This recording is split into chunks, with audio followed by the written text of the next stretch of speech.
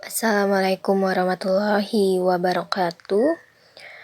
Alhamdulillah, gimana kabar teman-teman hari ini? Semoga sehat selalu ya. Oke, podcast hari ini mau sharing tentang virtual wisuda kemarin. Sebelumnya, terima kasih banyak atas ucapan dan doa-doa dari teman-teman. Jazakumullah khair. Alhamdulillah seneng banget. Meskipun ada sedihnya juga, ya mau gimana lagi kan ya. Allah sudah ngatur semuanya, artinya ini udah yang terbaik dari Allah. Aku sih mencoba berbaik sangka aja, padahal akunya juga mewek. Bercanda. Memang jadwal seharusnya itu wisudanya aku itu di bulan Februari. Tapi karena suatu hal diundurlah ke bulan Maret. Ternyata di bulan Maret ini ada pandemi. Lalu ditundalah hingga akhirnya diputuskan untuk wisuda secara online kemarin itu. Jadi gitu ceritanya. Tapi podcast kita nggak sesingkat ini kok. Jadi aku mau ceritain perjuangan selama skripsi. Tolong ambil yang baik-baiknya aja ya. Jadi dari tahap proposal, aku itu sampai 3 kali ganti topik. Kebayang gak? Kalau ganti topik itu semuanya pasti akan diganti. Karena aku itu di Kesmas dan ngambil peminatan K3, aku memilih penelitian di perusahaan. Dan topik yang aku ambil itu juga cukup sensitif untuk perusahaan. Sempat ditolak 5 perusahaan besar. Bahkan baru sampai di depan pos sapam itu udah dibilang kayak gini, maaf mbak, kita nggak terima penelitian. Kebayang nggak? Sedih dong.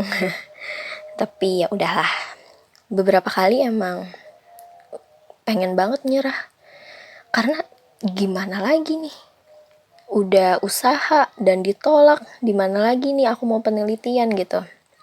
Hingga akhirnya aku magang di sebuah PT X. Disitulah aku benar-benar memanfaatkan keadaan, menyelam sambil minum air maksudnya. Jadi magang jalan, skripsi jalan gitu maksud aku. Kebetulan aku magang di tempat yang menyimpan dan merekap data yang sedang aku cari, sedang aku butuhkan untuk skripsi aku itu. Terus aku coba bilang ke pimpinan dari perusahaan tersebut. Alhamdulillah mereka mau, asal nama mereka tidak dicantumkan. Bahkan aku tanpa proposal penelitian, cuman diminta surat aja. Terus tentuin kapan mau penelitian dan mereka tuh welcome banget. Bayangkan teman-teman, sebaik itu Allah sama kita, terutama sama saya. Sebaik itu Allah. Kalau sekarang itu merasa gak percaya aja udah ada di tahap ini, mengingat dulu itu perjuangannya lumayan besar dan penuh air mata. Selain itu juga ada kegalauan yang dilewati. Yang pertama ada di kerangka teori, dan itu benar-benar sulit banget untuk mencari referensi teori primer.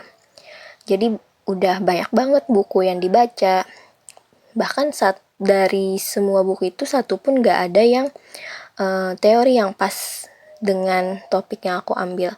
Hingga akhirnya aku coba memberanikan diri untuk mencari secara internasional referensinya.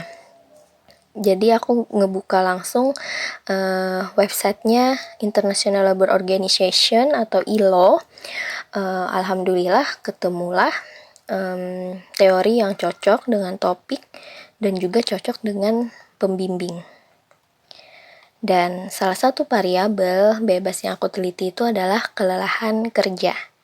Nah ini juga ada kegalauannya dari variabel ini, karena ya kelelahan kerja itu hasilnya valid kalau kita mengukurnya dengan alat ukur yang bernama reaction timer. Tapi alat ukur ini harus nyewa, dan untuk satu sampel itu 200.000 untuk 2 kali pengukuran. Bayangkan, sampel aku ada 58, dan kalilah 58 itu berapa duit coba. Terus aku coba negosiasi lah ke pembimbing. Terus dianjurkan untuk menggunakan kuesioner IFRC. IFRC ini Industrial Fatigue Research Committee. Jadi di situ ada 3 part gitu. Dan masing-masing part itu ada 10 pertanyaan. Jadi totalnya ada 30 pertanyaan tentang kelelahan. Terus majulah proposal. Ternyata revisiannya dari dosen penguji adalah si kuesioner ini. Dan dosen penguji juga bilang harus cari yang Indonesianya, jangan yang internasional, biar lebih kelihatan gitu, karena kan aku penelitiannya di Indonesia, widih, kayak gitu kata penguji aku ya. Terus aku coba searching, dapatlah satu buku online. Di situ ada kuesioner yang namanya KAUPK 2. Ternyata buku online itu nggak bisa dibaca secara full. Terus coba aku mencari ke perpus yang ada di kampus, terus perpus daerah, dan toko-toko buku yang ada di wilayah Banjarmasin, dan nggak ada satupun yang dapat, atau nggak ada di mana. Jadi bukunya itu secara online aku lihat ada di salah satu perpus di Universitas Yogyakarta. Jauh banget kan. Namun untungnya ada salah satu teman aku yang kuliah di universitas tersebut. Terus aku coba hubungin dia, terus aku cerita, dan dia juga mau nolongin aku, dan dia coba cari bukunya, terus dia scanin dan dikirim ke email aku. Terus konsul lah ke penguji juga, ke pembimbing, dan alhamdulillah di ACC. Terus lanjutlah ke penelitian. Nah, di penelitian ini juga ada galau-galaunya juga, karena penelitiannya hanya boleh ketika karyawan sedang istirahat, agar nggak mengganggu jam produksi mereka. Terus juga akunya diberi waktu yang tidak cukup panjang. Jadi setiap hari itu aku emang harus ngejar target, dan target aku itu setiap hari itu harus dapat 7-10 responden. Emang kadang-kadang ada di bawah dari target dalam sehari itu, tapi bisa ditutupin di hari Jumat, karena di hari Jumat itu mereka istirahatnya cukup panjang, jadi bisa dapat 15-20 responden lah gitu. Jadi selama penelitian itu banyak banget yang dikangenin, banyak banget hal-hal unik yang ditemuin. Jadi ada yang curhat, terus ada yang ngeluh, aduh aku tuh Mbak ini sakit di sini, kira-kira aku kenapa ya, aku sakit apa ya, obatnya apa ya, sering banget ditanyain begitu, karena backgroundnya adalah kesehatan masyarakat, ya harus tahu keluhan orang, harus tahu itu obatnya seperti apa. Dulu aku juga belajar di farmasi, jadi tidak terlalu berat buat aku ketika ada yang menanyakan ini obatnya apa ya, aku sakit ini keluhan aku gitu. Untungnya gitu. Jadi walaupun sekarang aku tidak di farmasi, tapi ilmu itu masih ada dan masih berguna banget untuk kedepannya. Apa ya? Jadi selain itu juga ada yang ketika mau disamperin langsung lari. Terus juga ada yang mau ditanyain tapi harus ada rewardnya dulu. Tapi memang aku penelitian itu juga ngasih reward ke orang-orang, ke responden yang aku teliti. Jadi prinsip aku,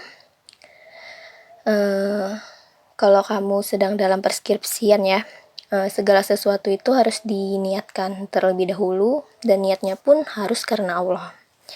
Insya Allah itu pasti diberi kemudahan.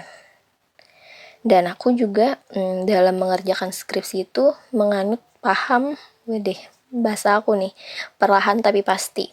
Karena kalau kita terburu-buru, ada hal-hal kecil yang terlewatkan. Padahal hal-hal kecil itu berpengaruh besar terhadap kualitas skripsi kita. Dan bisa jadi hal-hal kecil itu jadi bumerang buat kita ketika diseminarkan nanti.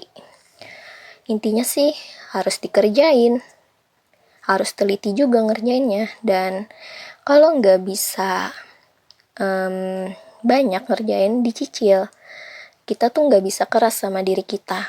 Jadi kita harus tahu bagaimana diri kita ini, apakah diri kita ini tipikal yang bisa mengerjakan langsung banyak, ataukah diri kita ini tipikal yang memang harus pelan-pelan dulu. Misalnya kita tipikal orang yang harus pelan-pelan, maka dicicil. Misalnya nih, hari ini 2 paragraf, atau hari ini selesai latar belakang. Terus besok hari kita kerjain rumusan masalah, kerjain manfaat, tujuan. Terus besok harinya coba cari referensi buat ngerjain keaslian penelitian. Terus besok harinya juga mulai ngerjain tipus, pelan-pelan aja ngerjain tipusnya, karena tipus itu panjang kan ya. Jadi nggak bisa langsung plek tipus semuanya, nggak bisa kayak gitu. Harus dicicil. Terus karena kalau nggak kita kerjain itu nggak akan selesai. Kalau pernah nggak aku ada di fase bosan? Pernah banget yang gak mau banget deh ngerjain, udah keseringan ngeliatin skripsi. Terus yang aku lakukan adalah berbaiklah kepada diri kita. Kita take a rest ya, ibaratnya tuh cari waktu untuk diri kita. Jadi misalnya kita coba nonton film kah, atau memasak kah, atau melakukan hal-hal yang di luar dari pengerjaan skripsi ini. Hal-hal yang menyenangkan. Jalan-jalan kah. Kalau udah press, baru kita kembali mengerjakan. Kalau aku kayak gitu ya. Mungkin sekian dulu cerita hari ini. Mungkin ini panjang banget podcastnya. Semoga bermanfaat. Tolong ambil yang baik-baiknya aja, dan yang jelek-jeleknya dibuang jauh. Semoga yang hari ini lagi berjuang untuk skripsi dapat segera terselesaikan. Amin ya rabbal alamin. Wassalamualaikum warahmatullahi wabarakatuh.